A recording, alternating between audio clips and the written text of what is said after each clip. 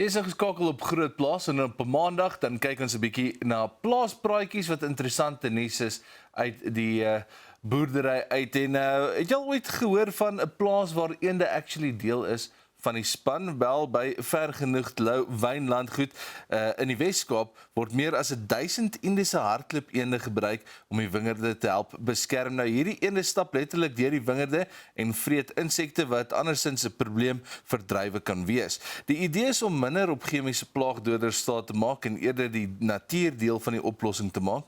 En dis nie net eende wat hier werk nie, skape en beeste word ook as deel van die landgoed se regeneratiewe boerdery gebruik. So volgende keer as jy 'n wingerd sien, kyk mooi, dalk is daar 'n paar werknemers met vere wat tussen die rye staan en diens doen. Nou Suid-Afrika het duisende klein suikerboere en baie van hulle produseer tans ver onder hulle potensiaal. Daar is ongeveer 25,000 klein suikerrietprodusente veral in KwaZulu-Natal en Mpumalanga.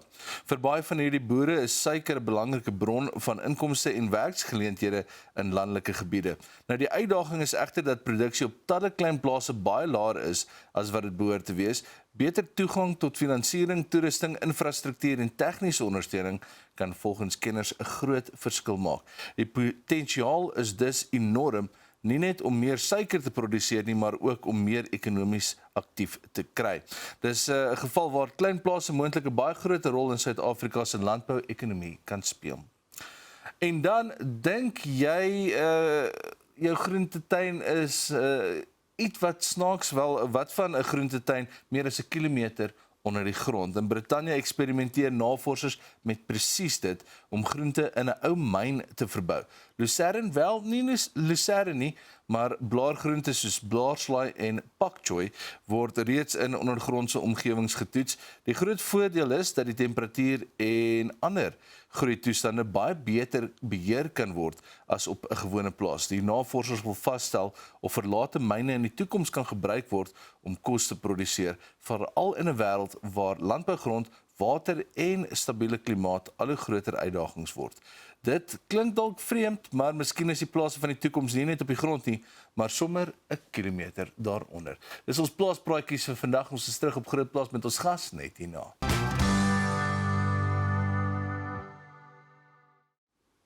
Welkom terug op Groot Plaas. Ons gas saam met ons vanoggend is Rian Engelbregt. Hy is een van die eienaars en stigters van Namakwa Koffie. Rian, goeiemôre en welkom op Groot Plaas. Goeiemôre Dopie en baie dankie vir die geleentheid om bietjie met julle te kan gesels. So lekker vroeg op en ek is seker jy het al jou eerste koppie koffie in, maar wat het julle aanvanklik laat besluit om al die pad in Loetswil te begin koffie verbou? Dopie, by ons het koffie begin met 'n klein plantjie in die tuin. Ons het eers in Natal gebly vir so 7 jaar en daarso kry jy 'n koffieplantjie te koop by 'n kwekery. So ons het eendag 'n plantjie gekoop as gevolg van sy blaar. Die koffieboom se blaar lyk asof hy met glas oorgetrek is. Baie mooi blink blaartjies. So ons het nou die boompie in die tuin geplant. En Natal se klimaat is natuurlik nou 100% reg vir koffie. Maar ons het toe die boompie het ons nou laat groei en so elke keer ek het vir 'n maatskappy gewerk waar ek baie weg was van die huis. So elke keer as ons terugkom dan is die boompie nou maar 'n klein bietjie hoër en toe seker so 3 jaar omtrent toe gee die boompie sy eerste blommetjie. So na daai blommetjie toe wil ons nou eintlik weet wat gebeur nou? Wat is die volgende proses? Want ons het altyd 'n liefde vir 'n goeie koppie koffie en 'n mens geniet altyd 'n lekker koffie, maar jy verstaan nie altyd die proses agter dit nie. So toe die blommetjie nou eers daar sit, toe wil ons nou meer weet wat daar aangaan. En toe sit nou een bessie en die volgende jaar toe is daar nou meer bessietjies en ons het later 2 boompies in die tuin gehad. En toe het ons op 'n stadium besluit ons gaan nou terugtrek Loetswil toe. Ek het op Loetswil groot geraak en toe het ons die boompies saamgetrek. So dit het met die 2 boompies in die tuin begin. Tot waar ons nou vandag staan. Ons behoort nou oor so 2 weke behoort ons so 1100 Arabica boontjies in die grond te hê. Rian, so interessante storie en as mens dink aan Loetswil, is dit nie noodwendig die tipe gebied waar mens dink aan 'n goeie plek vir koffieboerdery nie, maar watter eienskappe van die streek, jy het nou gepraat oor klimaat, is geskik vir koffieverbouing? In Loetswil eintlik niks nie. Die hoogte bo seevlak is glad nie reg vir Arabica om te groei nie. Arabica wil baie hoog bo seevlak wees.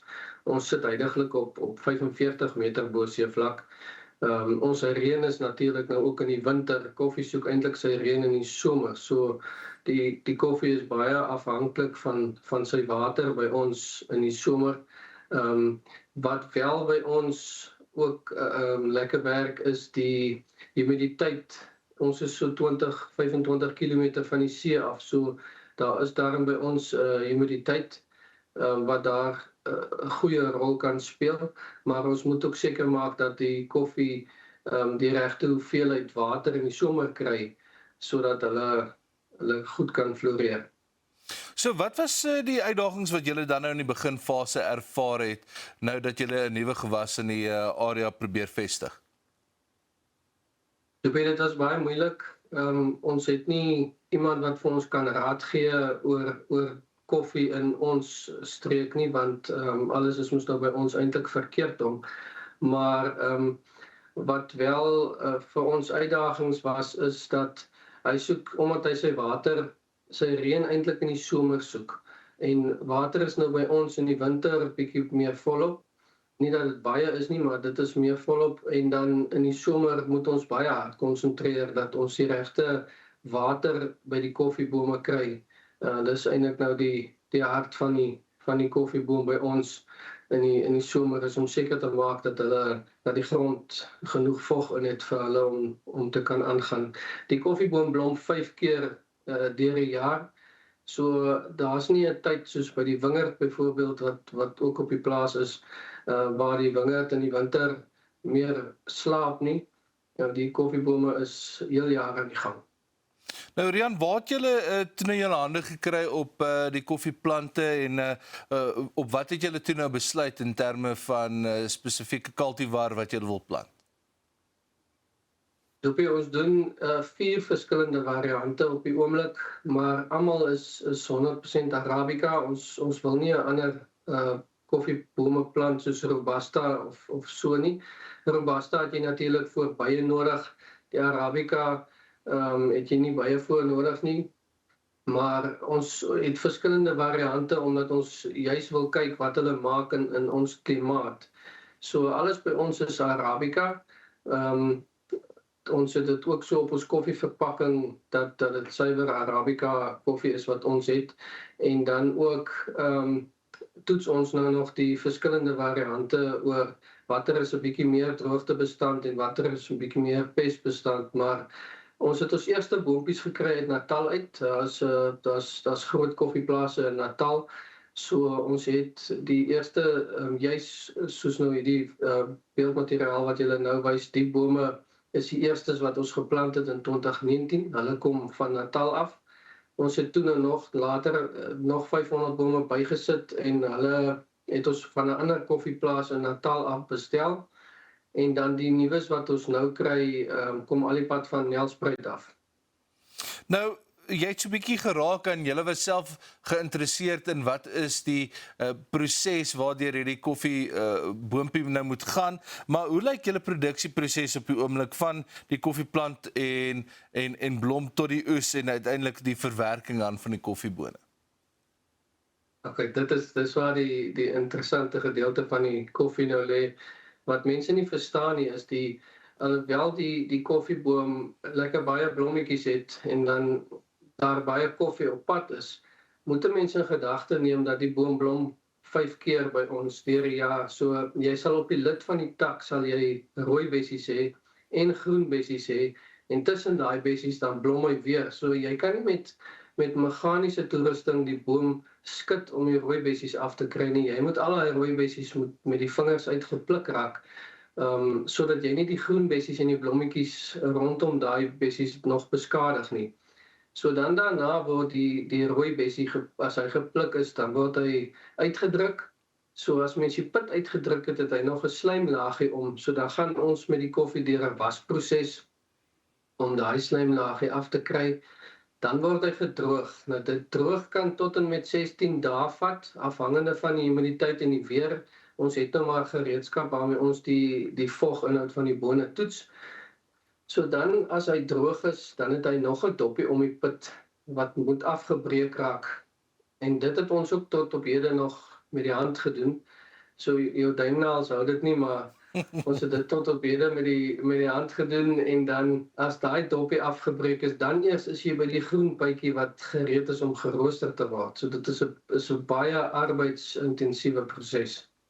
Nou is daar reeds 'n mark vir plaaslike verboude koffie en watter potensiaal sien julle in Suid-Afrikaanse koffie as 'n plaaslike alternatief teenoor ingevoerde koffies? In die Weskaap sou ek nou nie eintlik koffie gebruik het as 'n alternatief dat jy dit in die plek van soos by ons byvoorbeeld 'n wingerdboerdery nou omskep in 'n koffieboerdery nie. 70% oor die 70% van Suid-Afrika se koffie word huidigelik ingevoer. So Suid-Afrika is baie afhanklik van ingevoerde koffie. Ons gebruik natuurlik ook ingevoerde bone nog vir ons blends wat ons gebruik omdat die boerdery nog baie klein is. So ek sou nie dit as 'n alternatief gebruik om 'n boerdery mee oor te neem nie, maar ons wil wel graag ons boerdery tot op die vlak kry waar ons eie plaaslike koffielyn het wat ons kan van by die winkel beskikbaar hê op die rak.